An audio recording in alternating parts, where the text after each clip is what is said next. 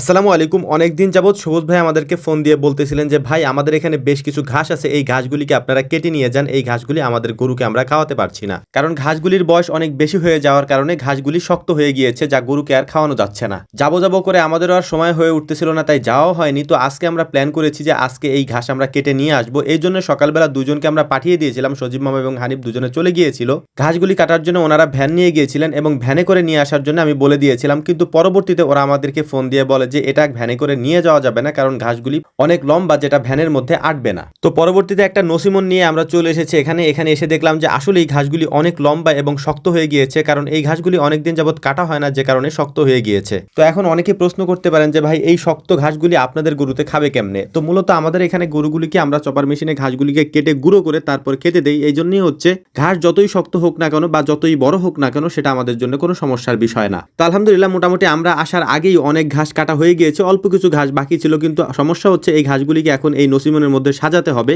কিন্তু আমরা কেউই ফুল হাতা শার্ট বা জামা পরে আসিনি, যে কারণেই হচ্ছে এই ঘাসগুলিকে সজীব মামার একাই নিতে হচ্ছিল। তো সজীব মামাকে আমি বললাম যে আপনি একা একা যতটুকু পারেন নেন, এবং সবুজ ভাইকে বললাম যে ভাই আমাকে একটা শার্ট এনে দেন। সবুজ ভাই একটা ফুল হাতা শার্ট আমাকে এনে দিলেন এবং ওই শার্টটা পরে সজীব মামার সাথে আমি নিজে ওই ঘাসগুলিকে এনে এনে নসিমনের মধ্যে সাজাচ্ছিলাম। তো ঘাসগুলি সাজানোর পর সুন্দর করে ঘাসগুলিকে নসিমনের উপর আমরা বেঁধে নিয়েছি, কারণ রাস্তাটা এমন একটা ভালো না, আমাদের অনেক দূর পর্যন্ত যেতে হবে, যে কারণে খুব সুন্দর করে বাঁধতে হয়েছে এটা আমাদেরকে। সেই সাথে আমরা যেহেতু অনেক মানুষ একসাথে এসেছি, তাই আমাদের নসিমনের মধ্যেই যেতে হবে, কারণ ভ্যানের মধ্যে পর্যাপ্ত পরিমাণে জায়গা না থাকার কারণে আমাদের অবস্থান হয়েছে বা আমাদের জায়গা হয়েছে নসিমনের উপরে।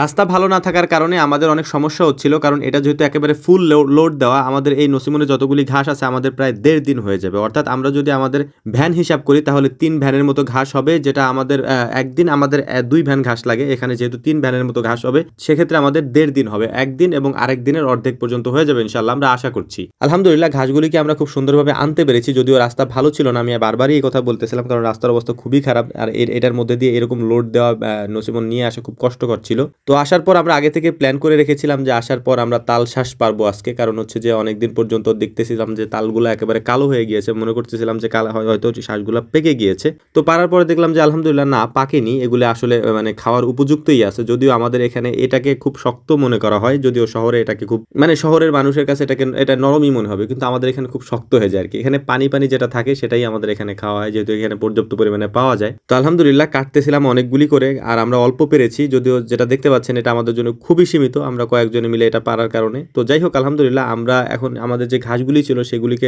সজীব ওদিকে কাটতেছিল। তো ঘাসগুলি এত পরিমাণে হয়েছে, যেটা আসলে বললাম যে 1.5 দিন পর্যন্ত হয়ে যাবে। আমরা একদিনের ঘাস রাখতে পারি আমাদের এখানে, কিন্তু 1.5 দিনের হলে তো সেটা বেশি হয়ে যায় আর কি। তো যাই হোক বিকালবেলা আমাদের আরেকটা কাজ ছিল গুরুত্বপূর্ণ, সেটা হচ্ছে যে আমরা খড় দেখতে গিয়েছিলাম। আমরা যেখানে গিয়েছিলাম খড় দেখতে, এটা হচ্ছে আমার ফুপু বাড়ির ওইদিকে। তো ওখানে যাওয়ার পর খড় দেখলাম, তো খড়ের দাম আমরা জিজ্ঞেস করলাম, হয়তো পালাটা আপনারা দেখতে পাচ্ছেন, এই পালাটাকে আমরা জিজ্ঞেস করলাম, 2টা পালা ছিল, তো 2টা পালা মিলে উনি আমাদের কাছে 50,000 টাকা চেয়েছে। তো আমরা উনাকে একটা দাম বলেছি, এটা আপনাদেরকে আমরা না বলি, কারণ যেহেতু এটা এখনো দামাদামি চলছে। যদি আমরা কিনে ফেলি তাহলে আমরা পরবর্তীতে এটার দাম আপনাদেরকে বলার চেষ্টা করবো ইনশাআল্লাহ। তো এই পর্যন্তই আজকের ভিডিও, আমাদের জন্য দোয়া করবেন। আসসালামু আলাইকুম ওয়া রাহমাতুল্লাহ।